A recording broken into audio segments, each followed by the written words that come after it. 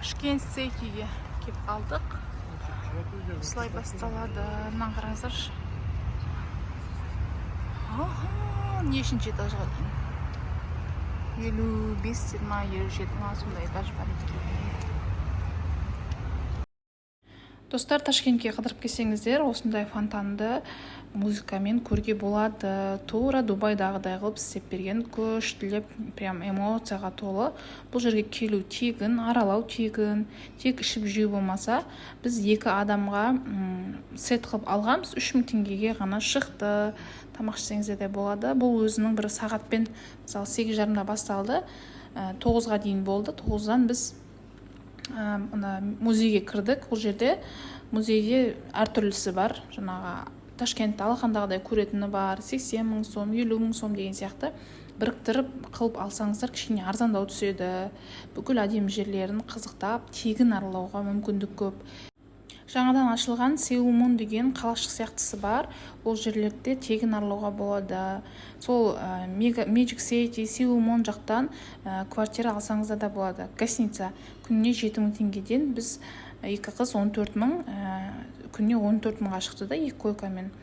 Ішінде душы бар, барлық условиясы бар, өте қонақжай халық. Мына жерде музейлердің ішіне осыған кіріп, жұлдыздарға саяхат жасасаңыз да болады.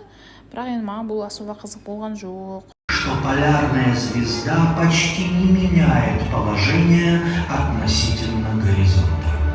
Все же другие звезды описывают в течение суток полные круги с центром вблизи полярной.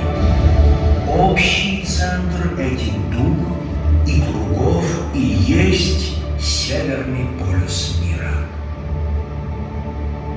На самом деле движутся не звезды, вращается Земля. Но нам, находящимся на ней, кажется, что вращается небо, как будто гигантская звездная сфера плывет вокруг нас.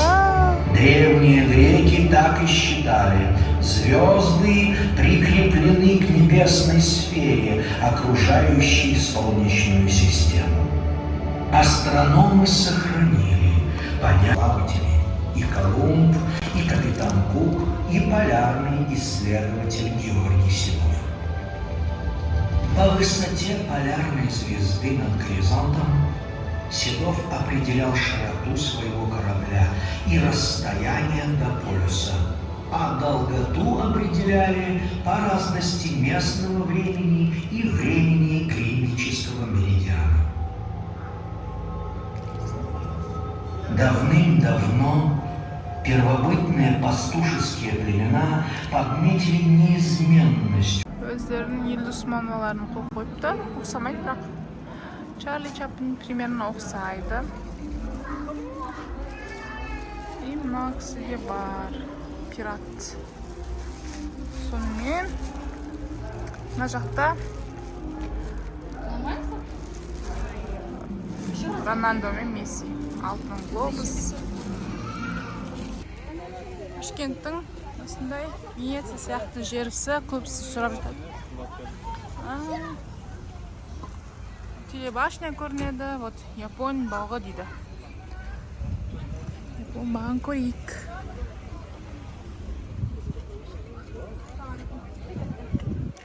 Кіру қанша екен?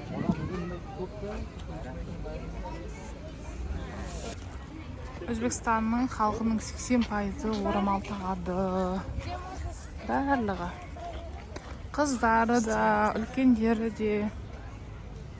Венеция деп іздейтін болсаңыздар, осы жер японский бақ деп айтылады.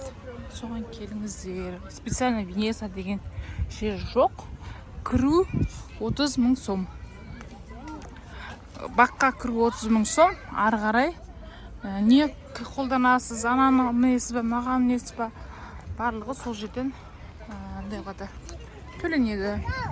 Мына біздегі Шымкенттегі қандай атын ұмытып қалдым. Дендропаркке ұқсайтын. Осылай. Бұл жерде пикник жасап отыр. Барлығы ішіп жейтін. Қарасаңыздар, барлығы сондай. осы несі деп айтып жатқаны. И андай көп туристер көп, демалыс кезде туристер көп келеді екен. Мәссаған, мен лотос гүлін вообще көрмегем. Мына жерде лотос гүлі өсіп тұр. Үйректермен жүр. Қараңызшы, қандай әдемі.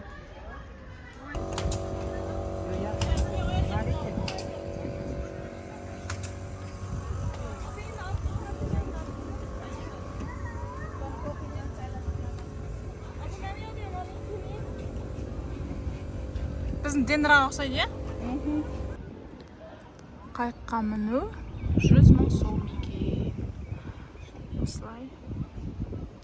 Судың бәрін көріп қайтасын. Телебашня көрініп тұр. Аттракцион ойын суға түсетін қалай күшті болған. Мына жерде лотос гүлі бар. Біз ары қарай жылжимыз.